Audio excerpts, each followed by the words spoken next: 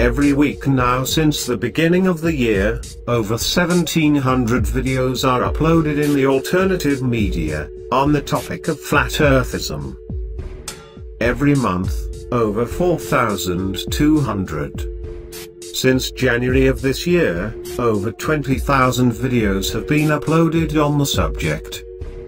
As if a switch was turned on, flat earth psychosis began to commence in a wave beginning in January, as the statistics empirically show. At this rate, by the end of the year, more videos will have been uploaded on this subject than on any other in alternative media, and that's not by mistake. This is part of the plan by the bad guys behind this bullshit movement. The two flat earth societies behind this topic have memberships that are less than 1,000 members.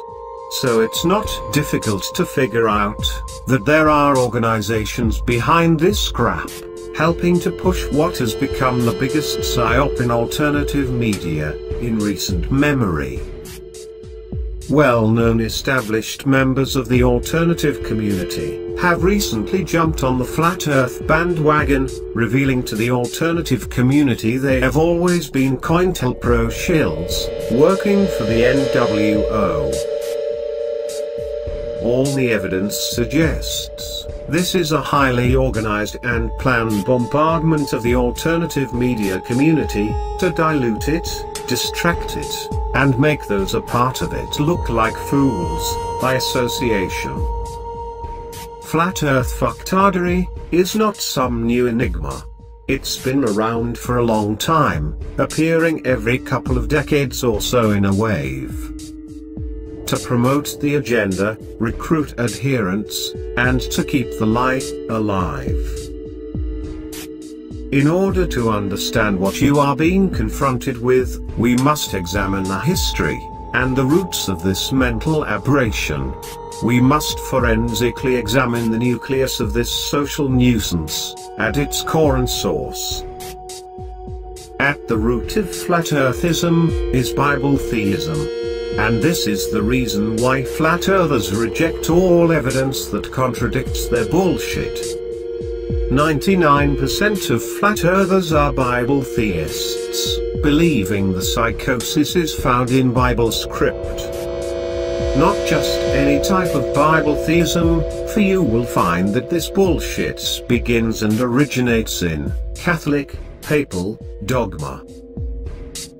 The flat earth leaders and talking heads utilize what is no less than the construct invented by the Nazi Joseph Goebbels, who created the form of modern propaganda utilized by the bad guys today. If you tell a lie enough times, the masses will begin to believe it. Peer consensus, and the power of mass suggestion, formulates how flat earth ideology is seeded and grown amongst theists. The utilization of reverse psychology is a tool that has been used in flat earth propaganda. This is seen no more than in the flat earthers' explanation of recorded history in regards to their psychosis. Their claim is that the world had believed in a flat earth up until the last 500 years.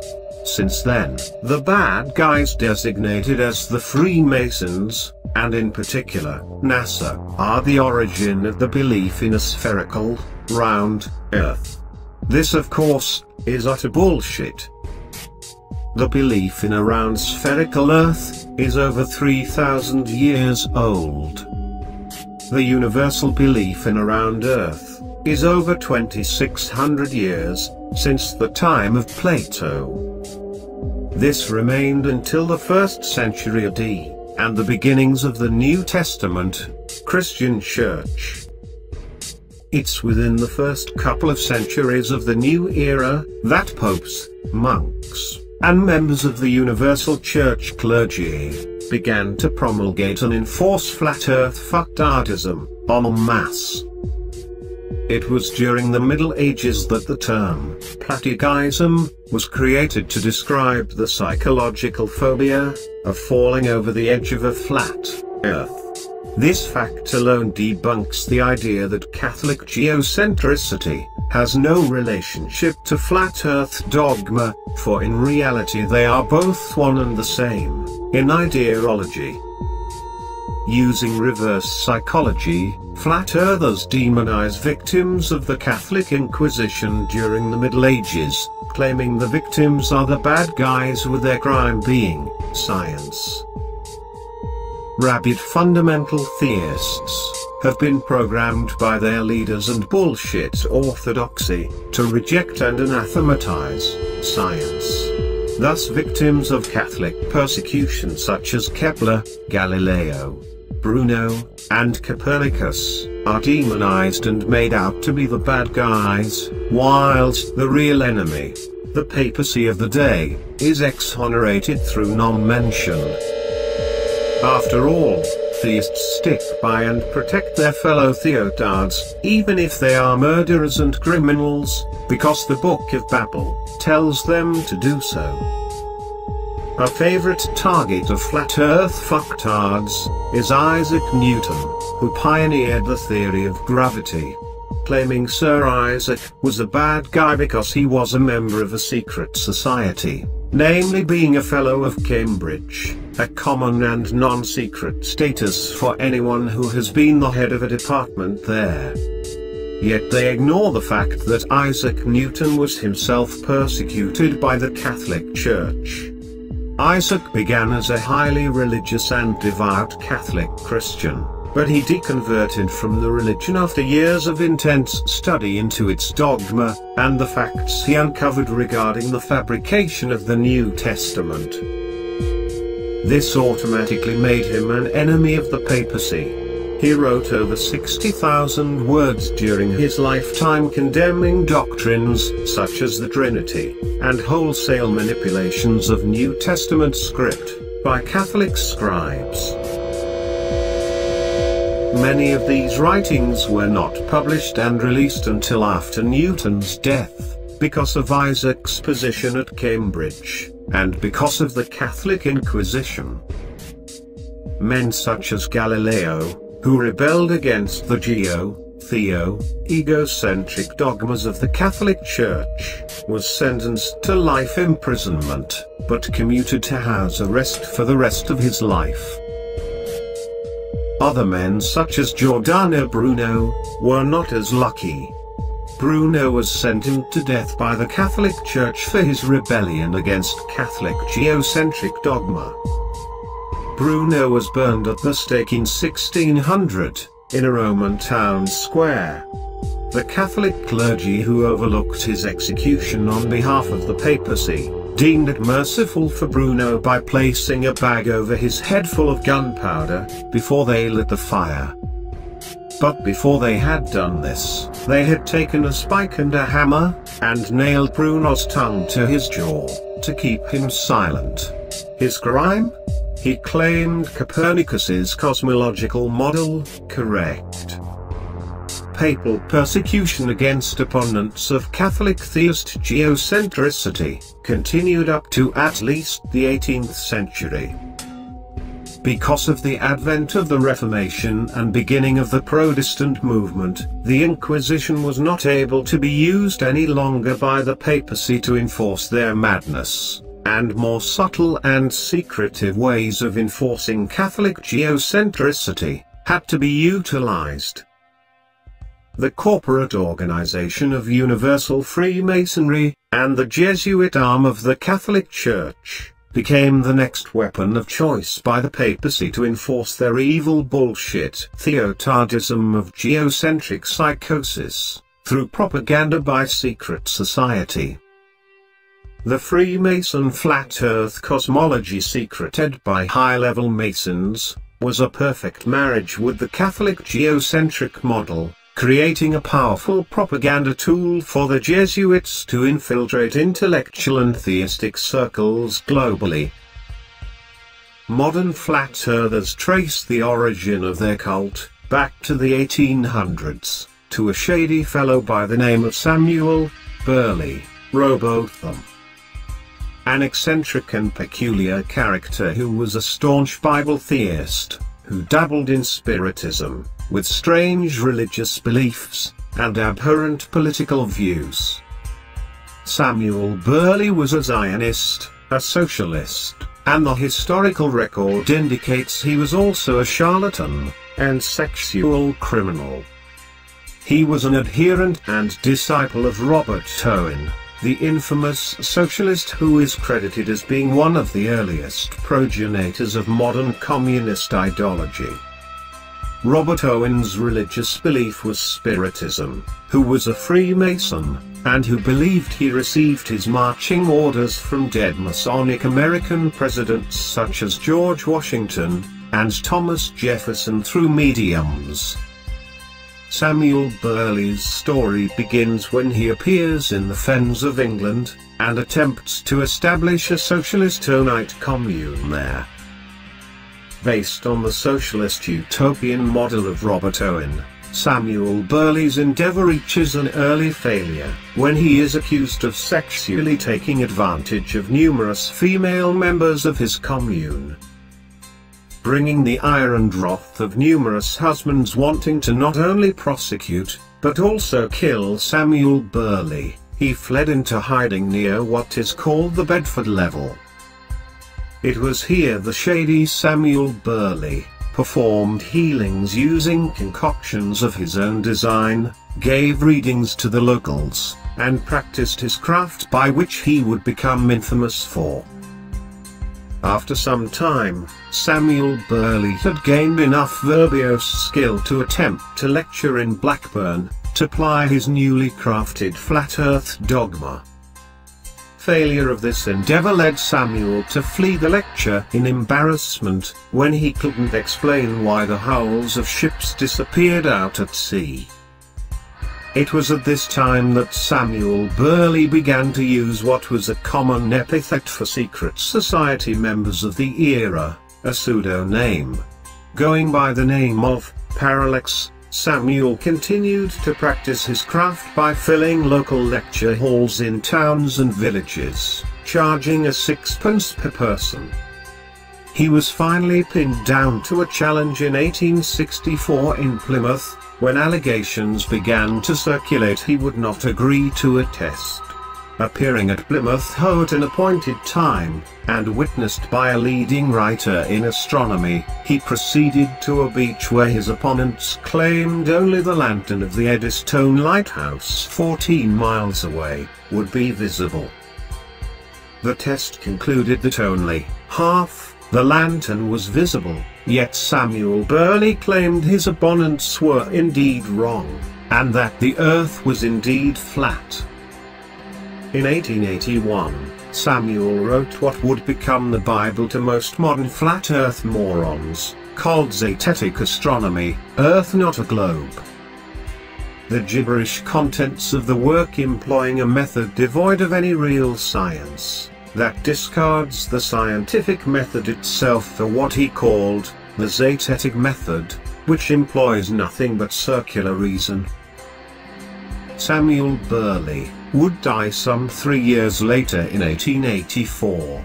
His death certificate reveals the title and knighthood of Sir Samuel Burley Robotham, and his gravestone is emblazoned with Masonic symbolism, being a Freemason. During the 1890s, a female member of the Royal British aristocracy, a woman married to the famous explorer, Sir Walter de Soddington Blunt, restoked the fire of Samuel Burley's flat earth Masonic bullshit. Lady Elizabeth Ann Mould Blunt, a highly religious Bible literalist and member of the Church of England, and an adherent to Samuel Burley's flat earth mumbo-jumbo, established a society through the aid of her husband's blue blood connections to the royal crown, and relationship with the Jesuits within the Church of England. Called the Universal Zetetic Society, its purpose was to carry the mantle of the demented vision of Samuel Burley, to propagate the knowledge regarding natural cosmology in confirmation with the Bible, using the Zetetic method. Like her predecessor before her, Lady Blunt held a secret society pseudonym called Zetio. The name of her society she established is Latin, and is properly addressed as the Catholic Zeteticus Societas. Her husband, Sir Walter de Soddington, was a high-level Freemason, knighted into the Order of the Ninth Baronet. His wife Zetio, or rather Lady Blunt, is addressed in a weekly periodical called The Oracle during the beginning of the 19th century, as the Lady Freemason. The Catholic Zeteticus Societas was one of many ventures of Lady Blunt. She established multiple charities for various special interest groups of her day, with charities being a primary occupation of Freemasonry.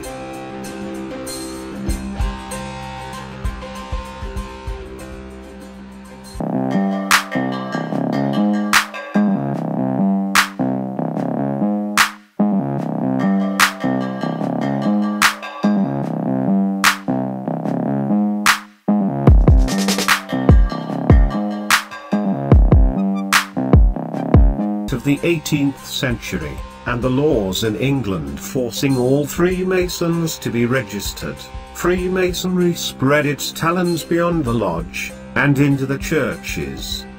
The Mormons and the Jehovah's Witnesses being two of many Christian and otherwise theist-based religions, established by the cult of the compass and square.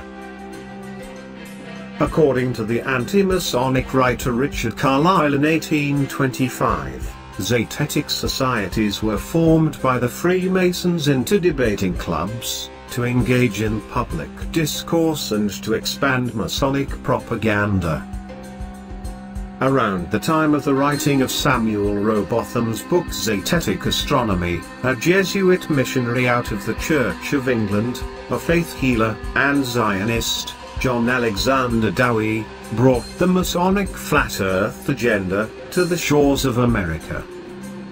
Becoming a Freemason in 1875, he founded Zion City in Illinois, and established the Christian Catholic Apostolic Church.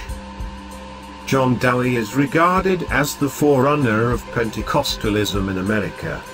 Beginning in 1893 at the World's Fair, Dowie began to stage elaborate divine healings, being accused of using plants from the audience, and other dubious means.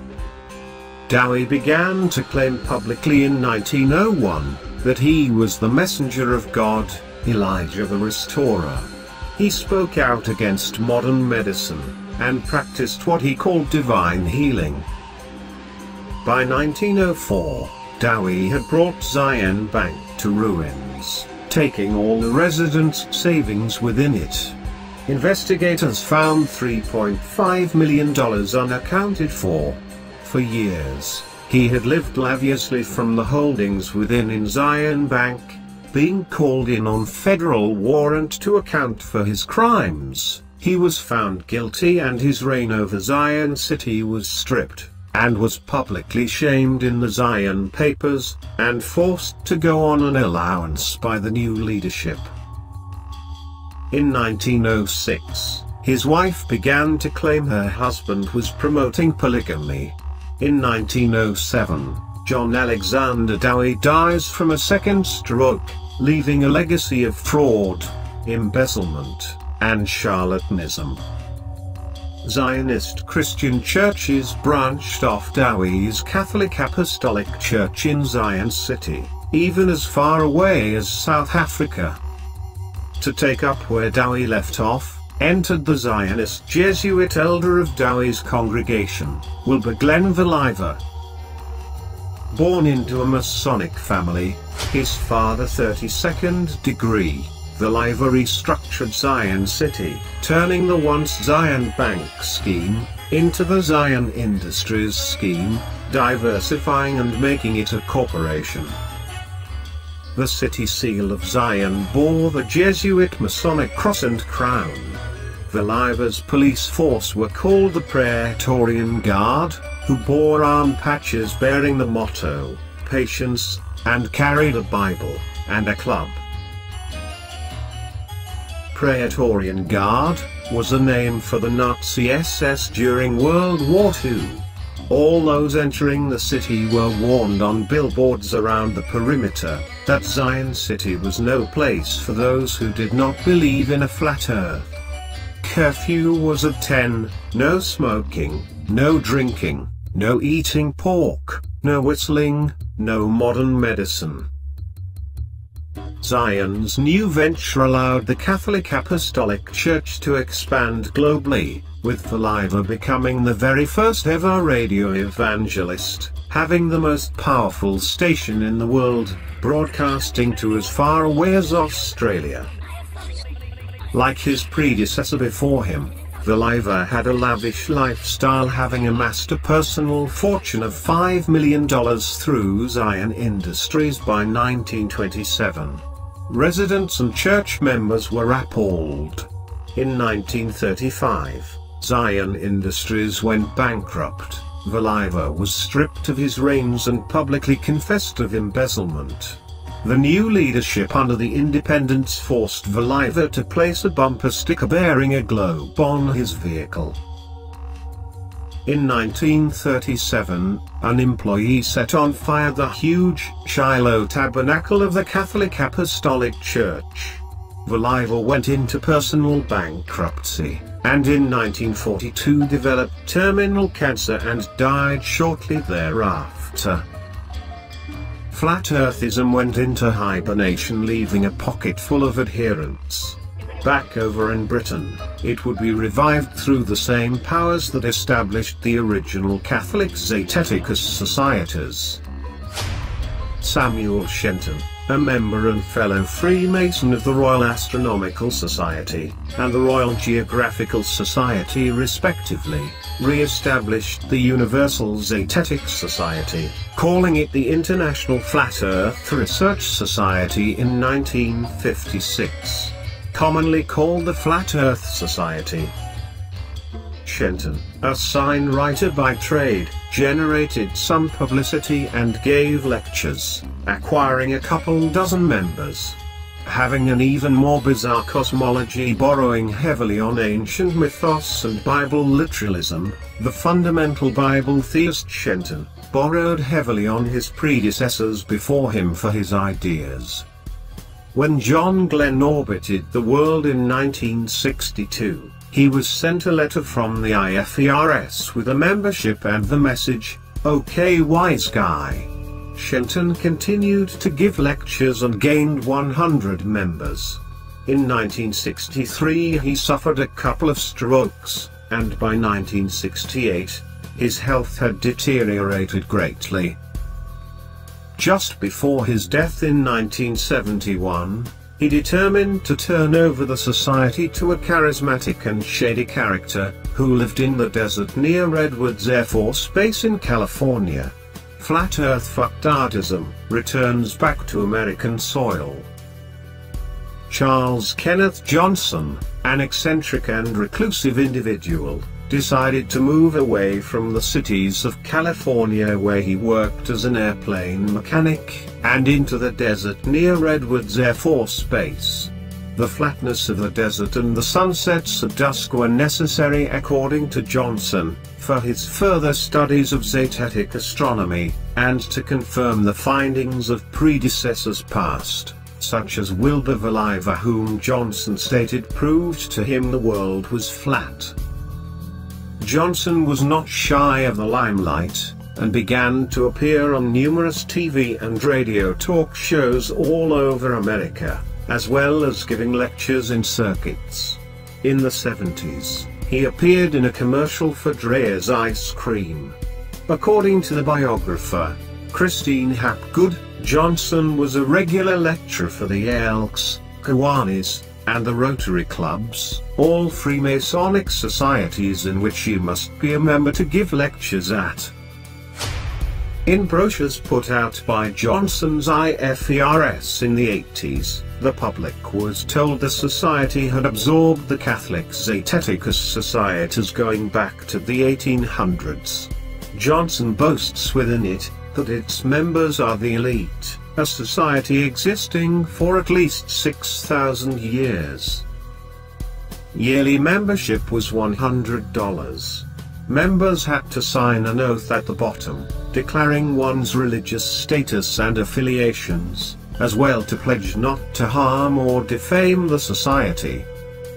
This is no different than oaths taken within any Masonic lodge. Johnson's wife Marjorie and himself, both extremely religious and staunch Bible literalists, spent years living out of his trailer home near Lancaster, distributing maps, newsletters, flyers, and other promotional materials to anyone who asked, of course for a charge including paid postage.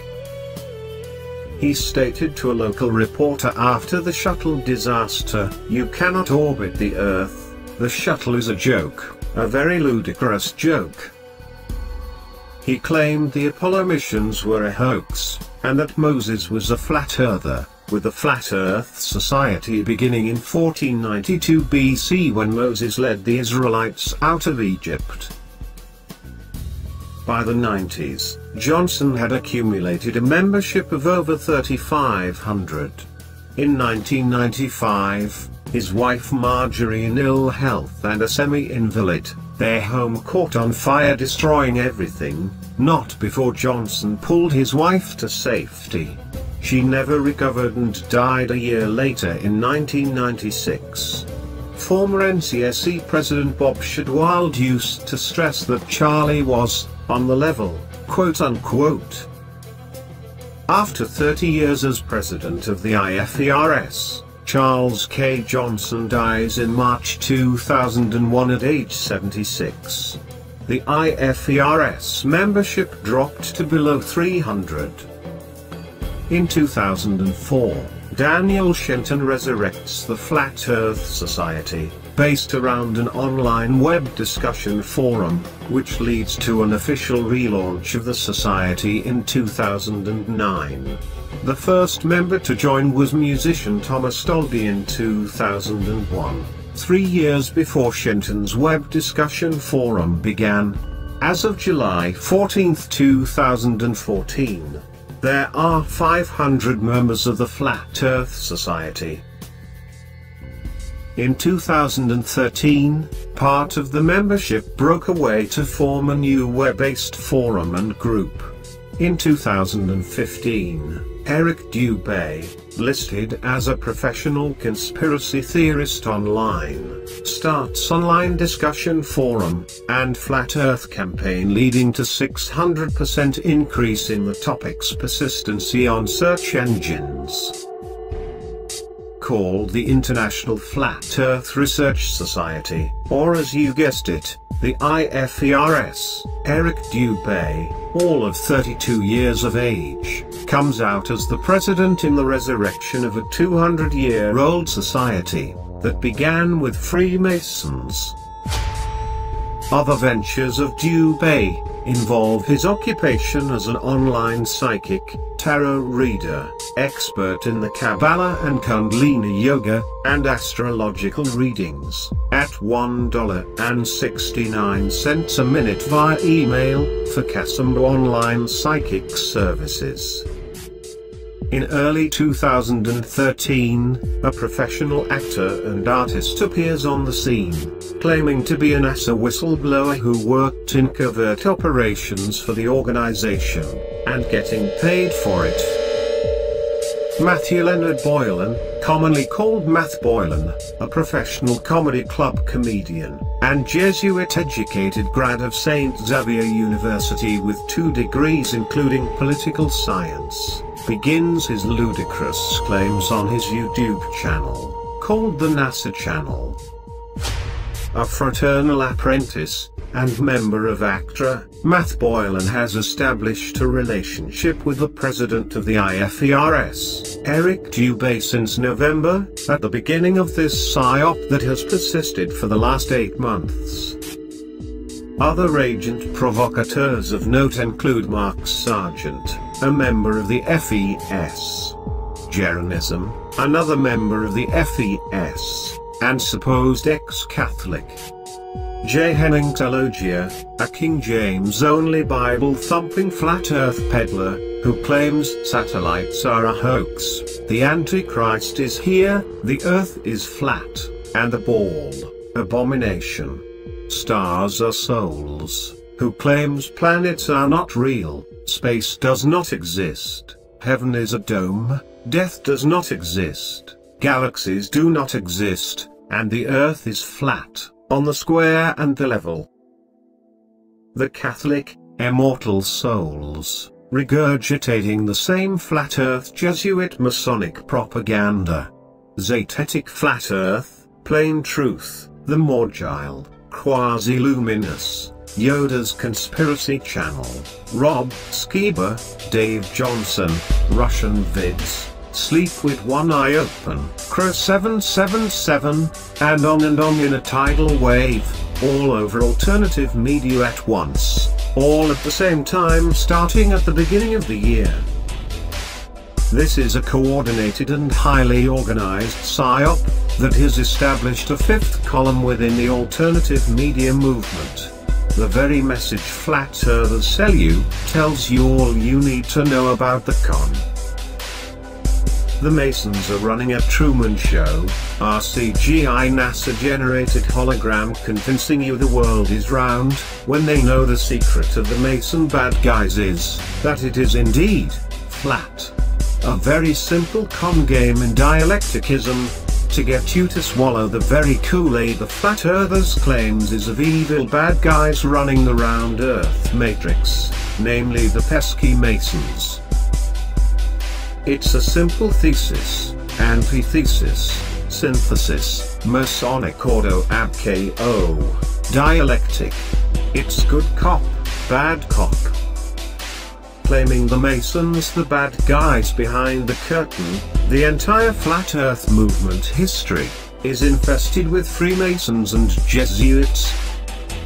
It's steeped in papal supremacy and the Inquisition, the Jesuits, socialism, Zionism, the British Crown, and Freemasonry. Its entire history and origin is of and from the bad guys, the Jesuits and Freemasons, and yet flat earther propagandists reverse the roles in atypical reverse psychology fashion, through mental suggestion, in their propaganda. After all, if you are the bad guys, you're going to point at someone else as being the bad guys to keep your cover. Flat earth bullshit is 100% Jesuit Masonic. It's rooted in fundamental theotartism, and is powered and propelled by theists of the Catholic Zeteticus Societas persuasion. It's a mental abnormality, based in another mental aberration, relative biblical interpretive psychosis. Platonism is a relative perceptual phobia and abnormality of cognitive awareness that is induced through carefully contrived suggestive implants through propaganda. It's a psychological war emanating from the bad guys, whose easiest victims are Bible theists. It reads 100% fecal matter detection on the bullshit meter. Beware the flat earthers, they have been swallowed whole, and now work for the bad guys pushing Jesuit, Masonic, fucktardery, becoming foot soldiers for the new world.